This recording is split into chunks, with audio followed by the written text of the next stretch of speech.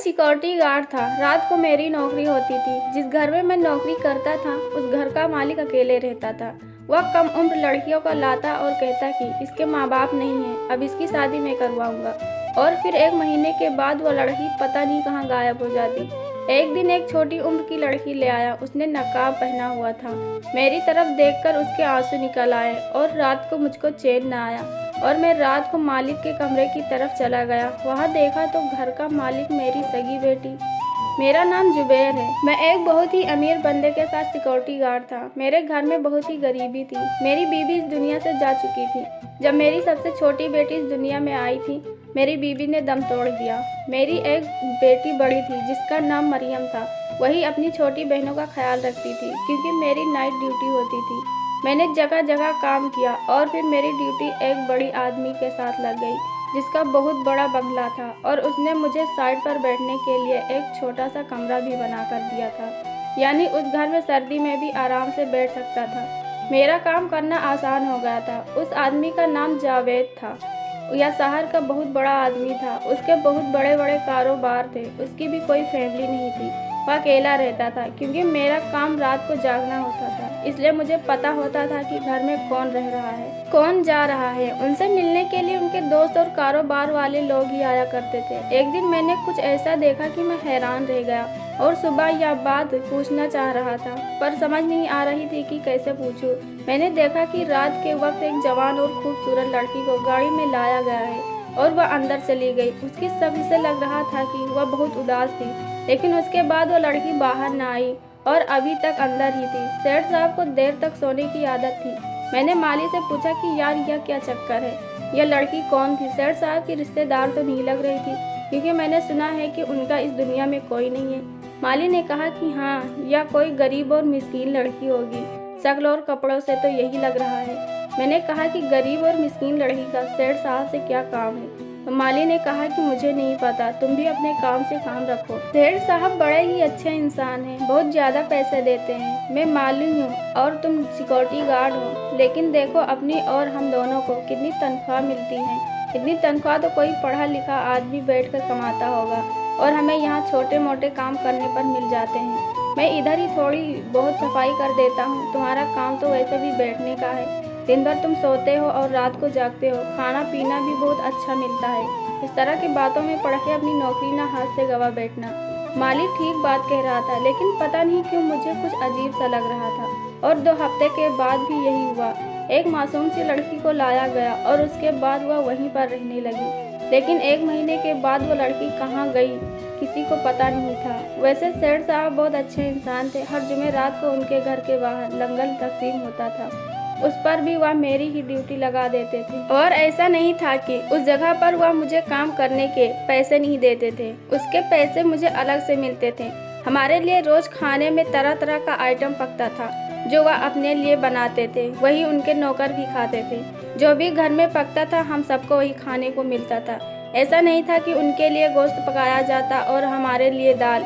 यहाँ पर नौकरी करने के लिए तो लोग मरते थे। सब कहते थे कि सेठ साहब सारा पैसा पानी की तरह बहाते हैं, लेकिन वह क्या काम करते हैं यह किसी को नहीं पता था। जहाँ तक मुझे पता था कि वह सारा दिन घर पर ही सोया करते थे। बड़े लोग थोड़ी ना कोई काम करने जाया करते हैं। उनके काम तो मोबाइल पर ही हो जाते हैं। काम करने के लिए उन्होंने लोग रखे होते हैं। खुद वह सारा दिन आराम करते हैं और रात को रिपोर्ट लेते हैं कि क्या काम हुआ है या नहीं हुआ है। इस बार जब लड़की को लाया गया तो मैं थोड़ा परेशान हुआ। सोचा कि क्या हो रहा है। इस दफ़ा लड़की बहुत ही अजीब हालत में थी, डरी हुई और परेशान लग रही थी। ऐसा लगता था कि उसे कोई चोट लगी हो, लंगड़ा कर चल रही थी। मैं आगे बढ़ा तो मैंने साहब के नौकरों से पूछा किसे कहाँ लेकर जा रहे हो। इतने में सेठ साहब वहाँ आ गए और मैंने अपनी जुबान रोक दी। उन्होंने कहा कि क्या बात है, क्या सवाल जवाब हो रहा है। तो उनके आदमी ने कहा कुछ नहीं साहब जी, यह हमसे पूछ रहा था लड़की को कहाँ ले जा रहे हो। मैं परेशान हो गया कि वह यही कहेंगे कि तुम्हारी इतनी जुर्रत कि तुमने यह सवाल पूछा। सेठ साहब मेरे पास आए और कहा हाँ क्या मसला है तुम्हें। मैंने कहा कुछ नहीं साहब, यह लोग अंदर आ रहे थे, रात का वक्त है और यह मेरे काम का हिस्सा है, इसलिए मैं उनसे सवाल कर रहा था कि लड़की को कहाँ ले जा रहे हो। उन्होंने मुझसे कहा कि यह लड़की सड़क से उठाई है, इसके आगे पीछे कोई नहीं है, बहुत ही मजदूर और मासूम है। दरअसल मैंने कुछ लोग रखे हुए हैं जो इस तरह की लड़कियों को तलाश करते हैं, जिनका आगे पीछे कोई नहीं होता, और उनको इस घर में ले आते हैं। मैं सेठ साहब की बात बहुत गौर से सुन रहा था। वह खुद ही अपनी सफाई देने लगे। उन्होंने मुझसे कहा कि ऐसी लड़कियों का कोई आगे पीछे नहीं होता, बेचारी वह सड़कों पर ही होती हैं और उनकी इज्जत खराब होती है, इसलिए मैं उनको अपने घर ले आता हूँ। कुछ दिन यहाँ पर काम करती हैं, फिर उनके लिए कोई मुनासिब सा रिश्ता देखकर उनकी शादी करवा देता हूँ। यह बात सुनकर तो मेरा दिल खुश हो गया। मैंने कहा, सेठ साहब जो दुनिया भर में किया करते फिरते हैं, उनसे किसी बुराई की उम्मीद कैसे हो सकती है? उन्होंने यही तो करना था। मुझे बहुत खुशी हुई। मैंने कहा, यह तो बड़ी ही नेकी का काम है, किसी को इस तरह की नेकी करने का मौका मिलता है। अल्लाह आपको इसका सिला जरूर देगा। सेठ साहब ने मेरे कंधे पर हाथ रखा और कहा कि तुम भी अपना काम बहुत अच्छे तरीके से कर रहे हो। मैं जहाँ भी जाता था उनके साथ ही जाया करता था। वह कभी भी किसी भी ऐसी जगह पर नहीं गए थे जिसके बारे में मैं सोचकर दिल में कोई ख्याल आता। उन्होंने मुझसे एक दिन पूछा कि तुम्हारी कितनी बेटियां हैं? तो मैंने कहा कि मेरी 3 बेटियां हैं। उनकी माँ इस दुनिया में नहीं है, घर में अकेले छोड़कर आना पड़ता है, लेकिन क्या करूं, मजदूरी है। सेठ साहब ने मुझसे कुछ पैसे दिए और कहा, आज अपनी बेटियों के लिए कपड़े और मिठाई लेते जाना। वह वाकई बहुत अच्छे इंसान थे, हर किसी का ख्याल रखते थे। जब मैं अपनी बेटियों के लिए कपड़े और अच्छी मिठाई ले गया तो वह भी बहुत खुश हो गई और उन्होंने सेठ साहब के लिए बहुत सारी दुआएं की। मैं नौकरी करके बहुत खुश था। यहाँ पर मुझे इज्जत की रोटी भी मिल रही थी और यह इंसान भी बहुत अच्छा था, सबका बहुत ख्याल रखता था। ऐसे इंसान के लिए काम करके इंसान को अच्छा लगता है और अपने आप को छोटा महसूस नहीं होता। मुझे ऐसा नहीं लगता था कि मैं एक नौकर नहीं हूँ, ऐसा लगता था कि बस मैं भी एक मजदूर हूँ जो अपना काम कर रहा हूँ, क्योंकि वह कभी भी मुझ पर मालिक की तरह हुक्म नहीं चलाते थे। एक दफ़ा तो मेरी कार से एक्सीडेंट होने लगा और मैंने सेठ साहब की तरफ हाथ लगाकर उनको बचा लिया, जबकि मेरे हाथ दरवाजे से लग गया और उस पर जख्म लग गया। मैं अपना हाथ आगे न करता तो सेठ साहब कंधा शीशे से टकरा जाता और उनको चोट लग जाती और उन्होंने ड्राइवर को थोड़ा गुस्सा किया कि तुम्हारी आंखें क्यों बंद पड़ी थी, ठीक से नहीं चला सकते थे। वह मुझे फ़ौरन हॉस्पिटल ले गए, मेरी पट्टी करवाई, हॉस्पिटल का खर्चा दिया, मुझे कहा चाहो तो आराम करना, एक दिन काम पर नहीं आना। मेरा शुक्रिया अदा किया कि आज तुमने मेरी जान बचाई और मुझे कुछ पैसे भी दिए गए कि जब तुम एक दिन नहीं आओगे तो इन पैसों से तुम अपने घर के लिए राशन ले जाना। मेरी बड़ी बेटी की उम्र 15 साल थी और उससे छोटी की उम्र 10 साल और एक छोटी बेटी 5 साल। उसको स्कूल में दाखिल करवा दिया गया था। मुझे मेरी बड़ी बेटी मरियम ने बताया कि यह स्कूल में जाने के लिए बहुत ज़्यादा खुश है।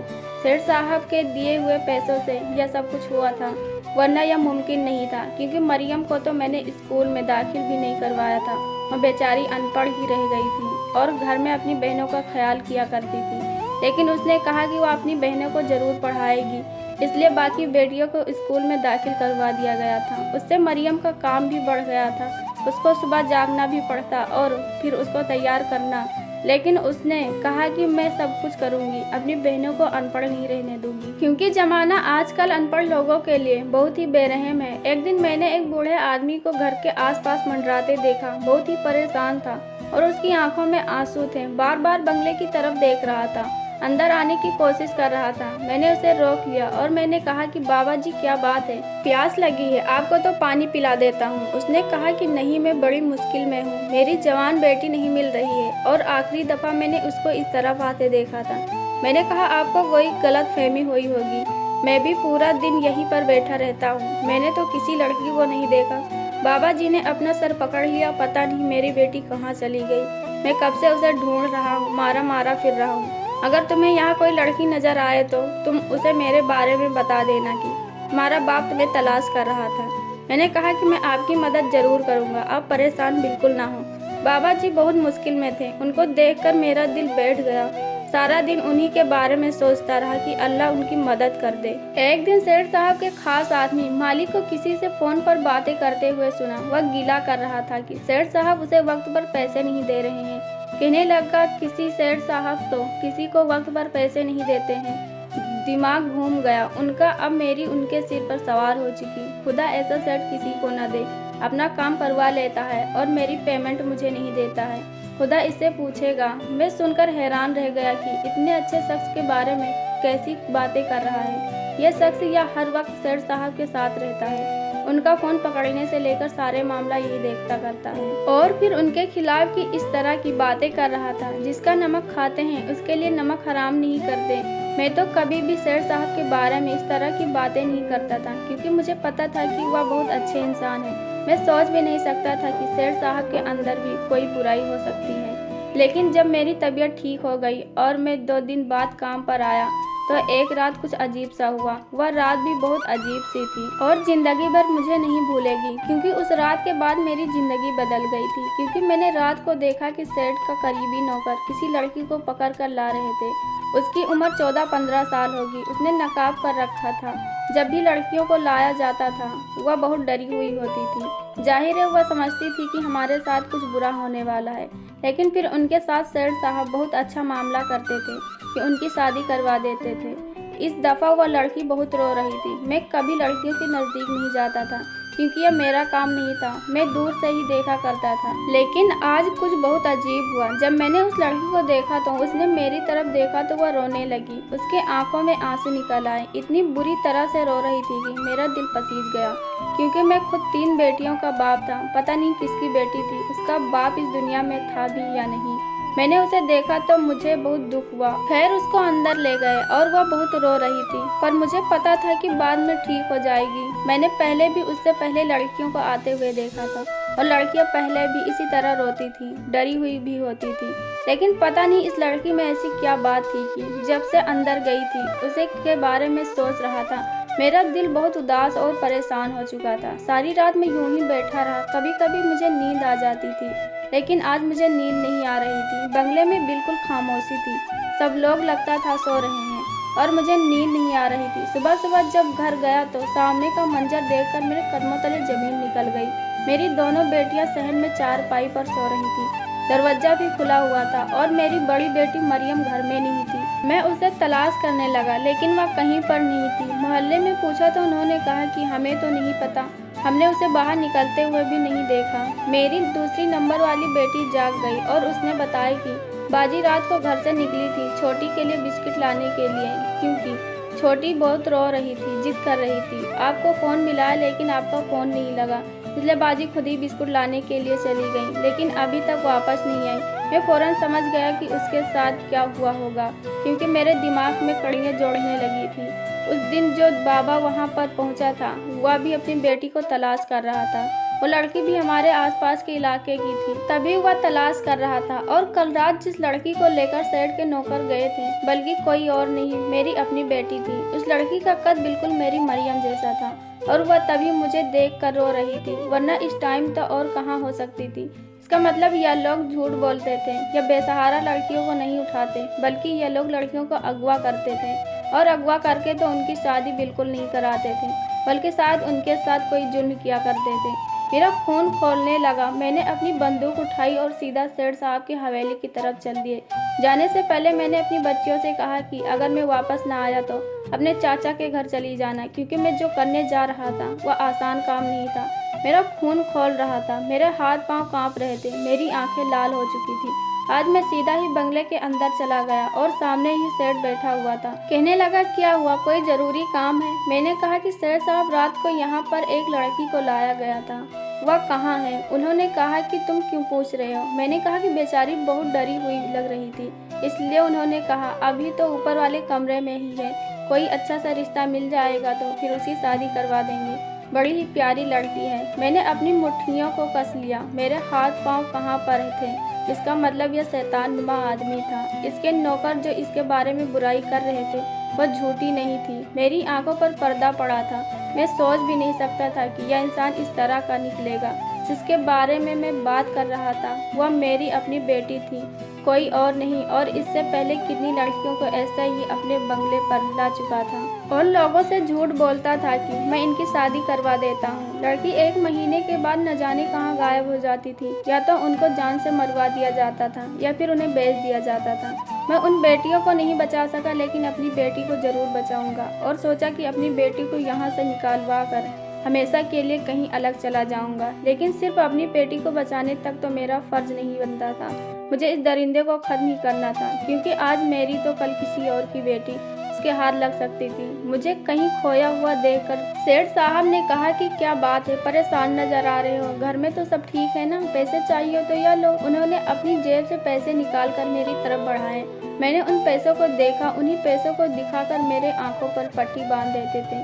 मैंने आप देखा न था और उनकी तरफ बंदूक सीधी कर दी। मैंने एक आध दरिंदे को खत्म कर दिया, उसे बहुत आसान मौत दे दी। मैं ऊपर वाले कमरे की तरफ गया अपनी मरियम को बचाने के लिए। वह वहीं पर मौजूद थी, लेकिन जैसे ही दरवाजा खोला तो कदमों तले जमीन ही निकल गई। मेरी बेटी उसी कमरे में थी, लेकिन उसके अंदर जान नहीं थी। उसने खुदकुशी कर ली थी। वह इस दुनिया से जा चुकी थी, क्योंकि शायद यह दरिंदा उसकी इज्जत लुटा चुका था। मैंने उसे आखिरी दफा देखा तो वह मेरी तरफ देख रही थी। जब वह मुझे रात में नजर आई थी, यह तब की बात है। उसकी आंखों में आंसू थे, वह चिल्लाई नहीं थी।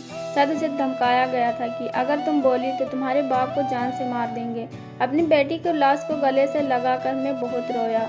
उसे वहां से ले गया। अपनी बेटी का कफन दफन करने के बाद अपनी दोनों बेटियों को साथ लिया और हमेशा के लिए हमने शहर छोड़ दिया। मैं वापस अपने गांव आ गया, जहां मैं रहता था, जहां मेरी शादी हुई थी, जहां मेरी बीबी मिली थी।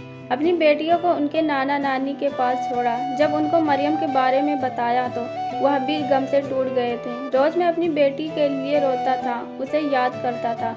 उसकी यह सूरत मेरे आंखों के सामने से नहीं जाती थी। मैं अपने आप को कसूरवार समझता था, क्योंकि मैं खामोश रहा, क्यों मैंने कुछ नहीं किया। कुछ दिन बाद सेठ साहब के बारे में अखबार में एक बहुत बड़ा आर्टिकल छपा और पता चला कि वह यह काम इंटरनेशनल लेवल पर करता था। वह एक बहुत ही गंदा इंसान था। उसके पीछे बहुत ही एजेंसियां पड़ी हुई थी। उसके साथ उनके दोनों नौकर भी यह काम करते थे। उन्होंने बयान दिया कि यह सब झूठ था, हम किसी भी लड़की की शादी नहीं करते थे। सेठ साहब पहले 1 महीने तक उनको अपने घर में रखते थे और जब उनका दिल भर जाता तो उनको किसी बाजार में बेच देते थे। मैंने बहुत अच्छा किया जो उस दरिंदे का काम तमाम कर दिया।